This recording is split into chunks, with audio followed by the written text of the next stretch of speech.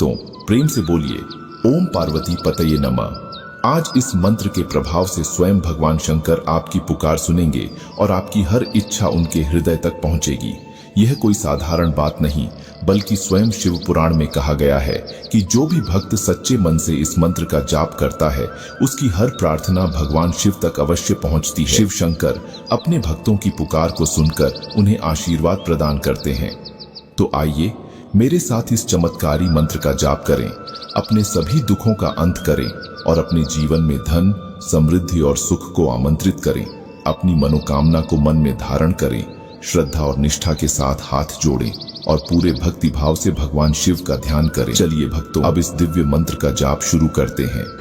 ओम नमो शंकराय अनन्य रूपाय महेश्वरम गौरी के साय त्रिनेत्रहराय धनम देहि च नमस्कृतम्। ओम नमो शंकराय अनन्य रूपाय महेश्वरम गौरी के साय त्रिनेत्रहराय धनम देहि च नमस्कृतम्।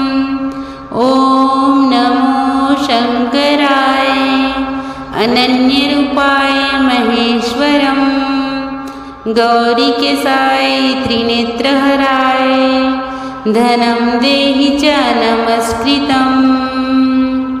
ओम नमो शंकराय अनन्य रूपाय महेश्वरम गौरी के साय त्रिनेत्रहराय धनम देहि च नमस्कृतम्।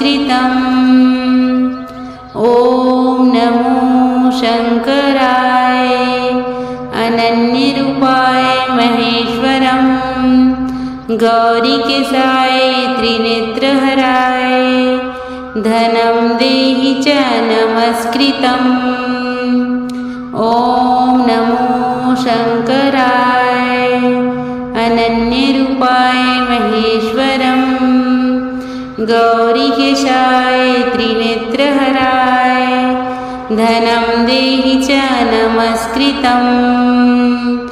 ओम नमो शंकराय अनन्य रूपाय महेश्वरम गौरी के साय त्रिनेत्रहराय धनम देहि च नमस्कृतम्।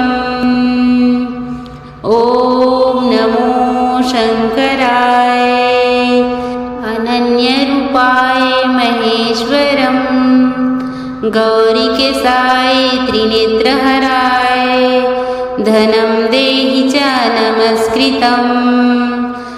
ओम नमो शंकराय अनन्य रूपाय महेश्वरम गौरी के साय त्रिनेत्रहराय धनम देहि च नमस्कृतम्। ओम नमो शंकराय अनन्य रूपाय महेश्वरम गौरी के साय त्रिनेत्रहराय धनम देहि च नमस्कृतम्। ओम नमो शंकराय अनन्य रूपाय महेश्वरम गौरी के साय त्रिनेत्रहराय धनम देहि च नमस्कृतम्। ओम नमो शंकराय अनन्य रूपाय महेश्वरम गौरी के साय त्रिनेत्रहराय धनम देहि च नमस्कृतम्। ओम नमो शंकराय अनन्य रूपाय महेश्वरम गौरी के साय त्रिनेत्रहराय धनम देहि च नमस्कृतम्।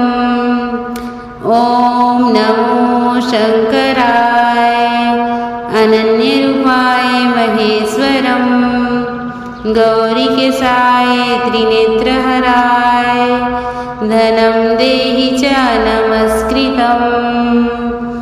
ओम नमो शंकराय अनन्य अनन्यरूपाय महेश्वरं गौरीकेशाय त्रिनेत्रहराय धनं देहि च नमस्कृतम् ॐ नमो शङ्कराय अनन्यरूपाय महेश्वरं गौरीकेशाय त्रिनेत्रहराय धनं देहि च नमस्कृतम् ॐ नमो शङ्कराय अनन्यरूपाय महेश्वरं गौरीकेशाय त्रिनेत्रहराय धनं देहि च नमस्कृतम् ॐ नमो शङ्कराय अनन्यरूपाय महेश्वरं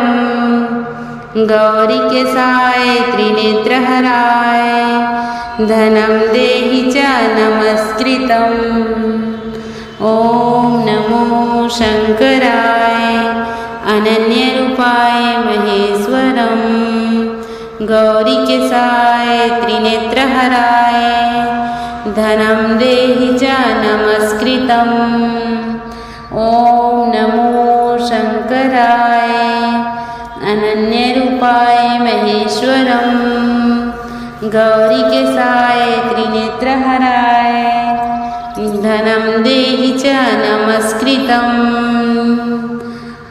ॐ नमो शङ्कराय अनन्यरूपाय महेश्वरं गौरीकेशाय त्रिनेत्रहराय धनं देहि च नमस्कृतम् ॐ नमो शङ्कराय अनन्यरूपाय महेश्वरं गौरीकेशाय त्रिनेत्रहराय धनं देहि च नमस्कृतम् ॐ नमो शङ्कराय अनन्यरूपाय महेश्वरं गौरीकेशाय त्रिनेत्रहराय धनं देहि च नमस्कृतम्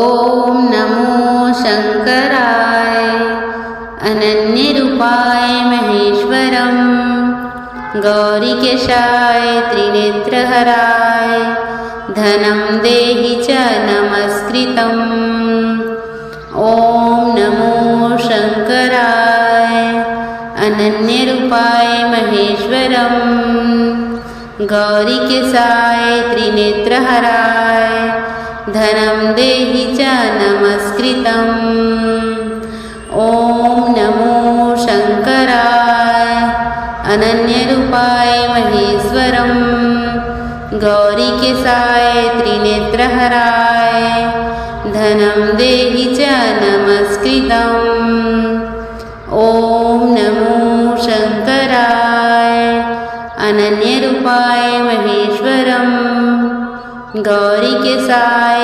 त्रिनेत्रहराय धनं देहि च नमस्कृतम् ॐ नमो शङ्कराय अनन्यरूपाय महेश्वरं गौरीकेशाय त्रिनेत्रहराय धनं देहि च नमस्कृतम् ॐ नमो शङ्कराय अनन्यरूपाय महेश्वरं गौरीकेशाय त्रिनेत्रहराय धनं देहि च नमस्कृतम् ॐ नमो शङ्कराय अनन्यरूपाय महेश्वरं गौरीकेशाय त्रिनेत्रहराय धनं देहि च नमस्कृतम् ॐ नमो शङ्कराय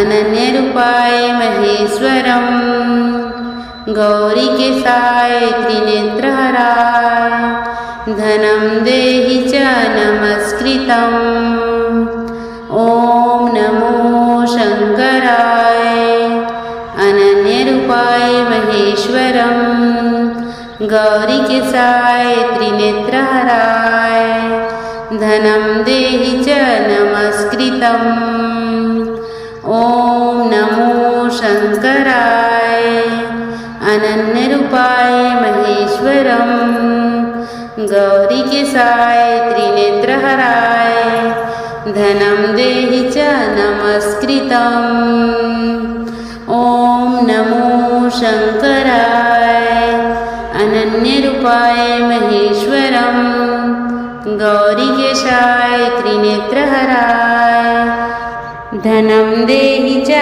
नमस्कृतम्